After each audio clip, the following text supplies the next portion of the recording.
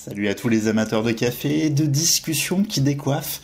Bienvenue sur Café des idées, votre rendez-vous incontournable pour secouer les idées reçues. Aujourd'hui, nous nous penchons sur un sujet qui va faire frémir nos tasses, le financement du cinéma français.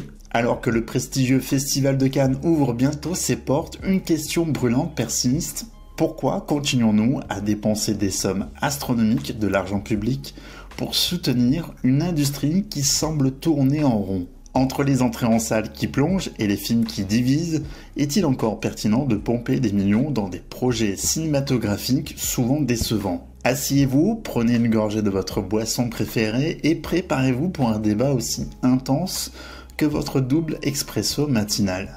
C'est parti pour une exploration sans filtre de ce que votre argent finance réellement dans le monde du cinéma. Les entrées en salle sont en baisse constante et pourtant les subventions publiques coulent à flot. En 2021, le Centre national du cinéma a distribué plus de 700 millions d'euros pour soutenir des films souvent invisibles ou ignorés par le grand public. Avec des tickets de cinéma qui flirtent avec les 15 euros, les spectateurs sont de plus en plus réticents. Les films dits d'auteur bénéficient souvent de budgets faramineux sans garantie de succès ni d'intérêt public. On peut se poser les questions: où est la logique économique? Où est la responsabilité envers le contribuable? Nous avons reçu beaucoup de témoignages, dont celui de Julien, un passionné de cinéma qui a jeté l'éponge. Les prix des billets sont devenus exorbitants et la qualité des films ne suit pas.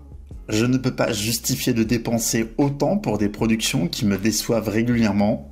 J'ai abandonné et je préfère maintenant regarder des séries à la maison où le rapport qualité-prix est bien meilleur. Nous avons reçu le témoignage aussi de Clémence qui nous partage son désarroi. Je me suis désabonné de mon pass illimité il y a 6 mois. À quoi bon payer pour une carte que je n'utilise plus?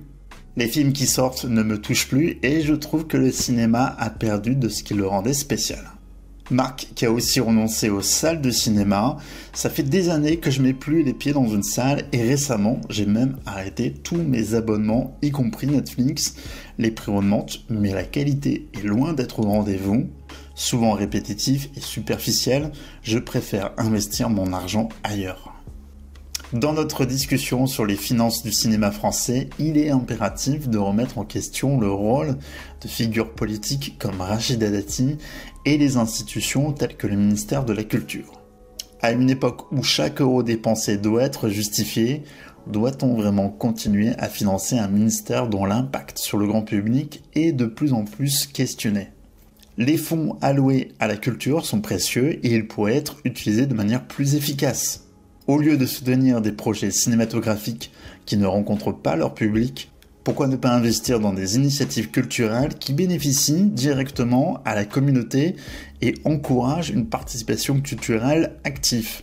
Il est temps de stopper la machine à subventions automatiques et de penser à des réformes qui rendent compte de la valeur réelle pour les citoyens. Il est grand temps que nous, en tant que contribuables et citoyens, on se pose les bonnes questions. Où et comment notre argent est dépensé?